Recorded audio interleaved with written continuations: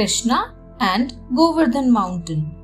On the second day of Deepavali, the people of Vrindavan would perform a sacred yagya to impress Indra, the god of rains. But Krishna told them that instead of worshipping Indra, they should worship Govardhan, the great mountain, because it gave them all the useful resources for their living. People were impressed by the idea, so they worshipped Govardhan mountain instead of Indra. This made Indra very angry, as he felt insulted. He sat on his elephant Airavat and reached over Vrindavan. Using his magical powers, he collected dense black clouds and soon it started raining heavily. Fierce thunders were heard and repeated lightning was seen. The people and the cattle started running here and there to save their lives. To protect them, Krishna held Govardhan mountain like an umbrella on the little finger of his left hand continuously for 7 days. The people carried all their belongings and their cattle and safely moved under Govardhan. At last, Indra was tired, so he stopped the rains. All the people moved to their respective houses carrying their belongings and cattle. Krishna put Govardhan back at its place. Now Indra's pride was shattered and he apologized to Krishna for his mistake.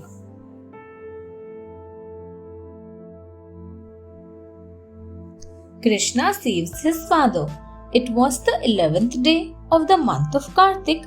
Krishna's father Nand was on a full day fast. He stayed awake the whole night. It was a cloudy and moonlit night, so he could not make any estimation about the time.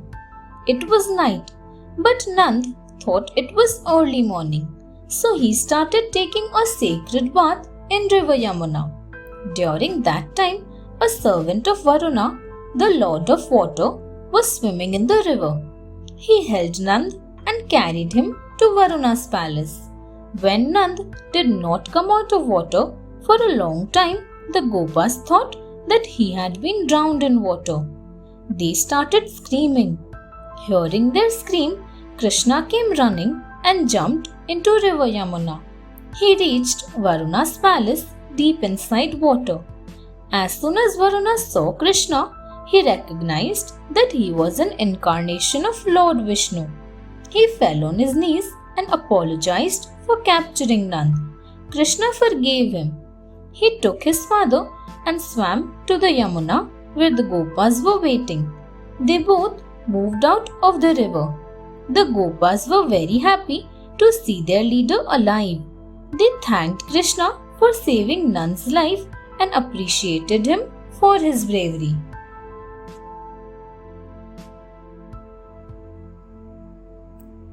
Krishna and Ras Leela. It was Purnima, the full moon day of the month of Shravan. During the evening, Krishna beautifully played the flute in the forests near Vrindavan. Hearing the melodious tune, all the gopis of Vrindavan forgot their attachment for their homes, members, their relatives, and for everything. They came running towards Krishna. Firstly, Krishna decided to test their devotion, so he asked them to return to their homes. But they refused to return. Seeing their true devotion, Krishna accepted them. Then Krishna took as many forms as the number of gopis present there, and one Krishna could be seen between every two gopis.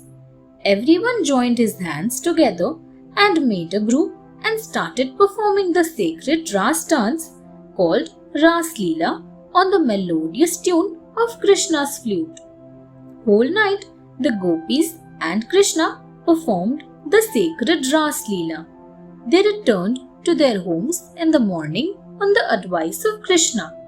But this Ras Leela was performed by the Lord in his heavenly form. In his child form, he was sleeping alongside his mother Yashoda in Nand's Bhavan the whole night. The members of the families of the gopis also saw that during night the gopis were at home only.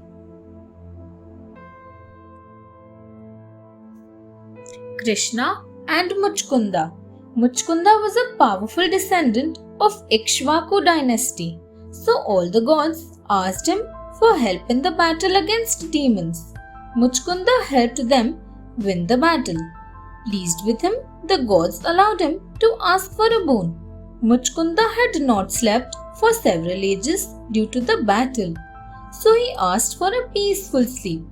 His wish was granted and he slept for many yugas. One day, demon Kalyavana attacked Krishna. To get rid of the demon, Krishna ran to Muchkunda's cave. The demon also followed. However, Krishna hid after quickly covering the body of Muchkunda with the silken robe that he was wearing. When the demon entered, he mistook the sleeping Muchkunda for Krishna and tugged at the robe. Muchkunda woke up. Looking around, he saw the fierce Kalyavana standing before him.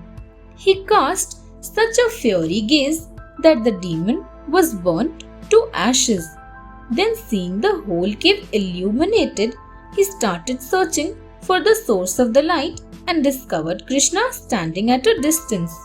Muchkunda showed his devotion and asked Krishna to bless him so that he might always be able to live in the service of God.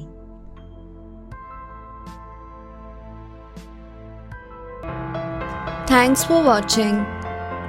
Do like, share, subscribe to Sahil Book House.